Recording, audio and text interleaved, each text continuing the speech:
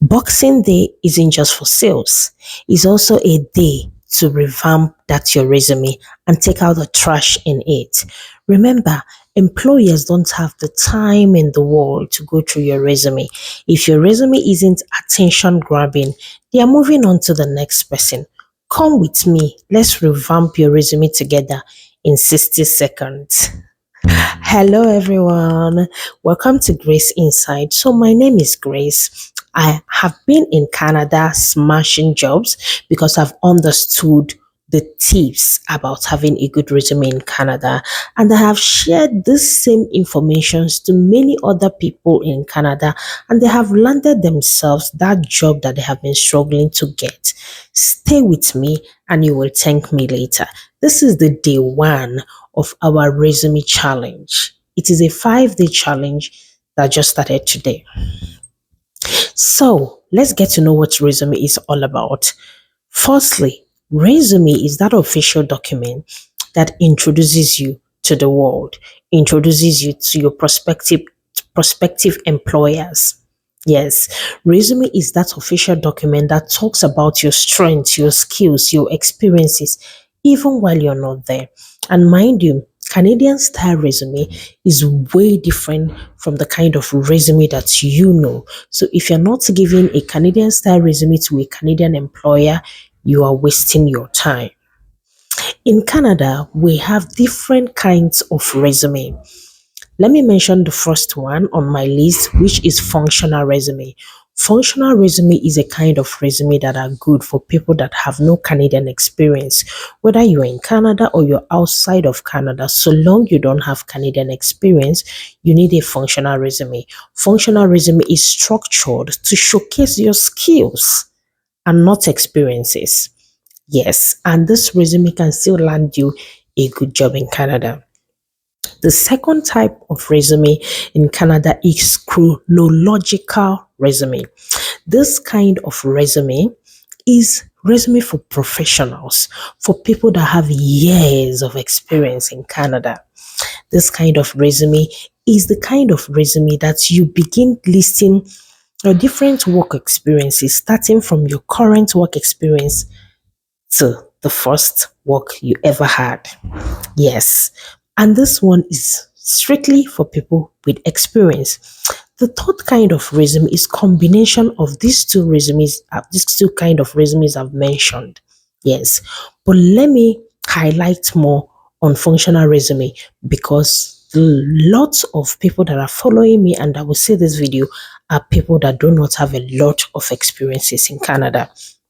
So, for functional resume, you're supposed to highlight more of your skills and don't just go talking about skills that does not relate to the job. Remember, when you're making a functional resume, you're also making a job specific resume.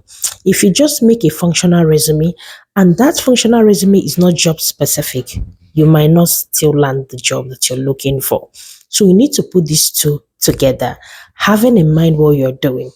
How do you achieve this? Before you begin your functional resume, for that particular job you're applying to, remember one job, one resume. You need to go to the job listing, or if there is no job listing, you're just applying. You need to understand what that organization is looking for in that particular position that you're applying to. Then you're going to lift the skills that they're looking for and make it visible in your resume. For example, this organization is looking for this position, and in this position, they're looking for skills like great communication skills, or they're looking for someone that can stand for long hours, or they're looking for someone with good computer skills. So these are the things you're going to make visible in your functional resume to become attention grabbing to the employer. Yes. And remember, if you're making a functional resume, there is no point putting professional summary because honestly, you have no experience.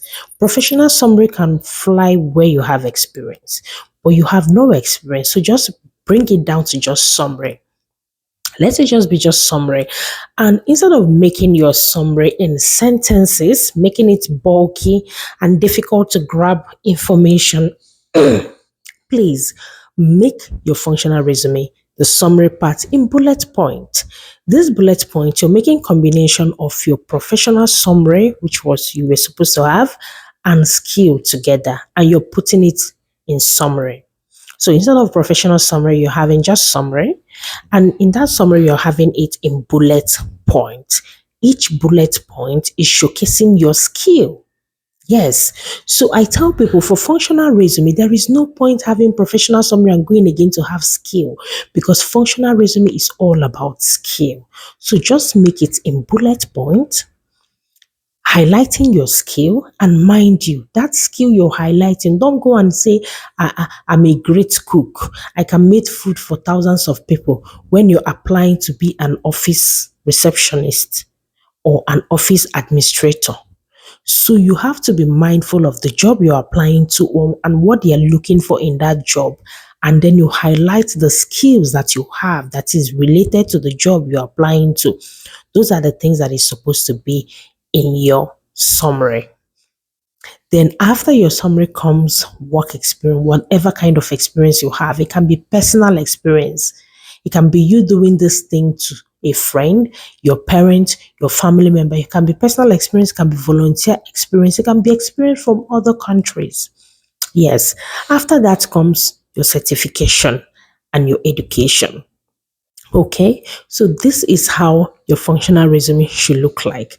So I believe that in this day one, the summary of what we have done today is letting you know what resume is, letting you know different kinds of resume in Canada, letting you know the kind of information and the formatting that you're supposed to have in your resume.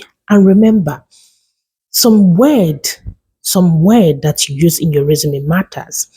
Instead of saying that you have your journey, it's better you mention my experience. Instead of saying I am good in, it is better you say my skill. And remember, if you have any certification, mention the certification. For example, you are applying as a person support worker in Ontario and you have certificate. Please always mention I am a certified.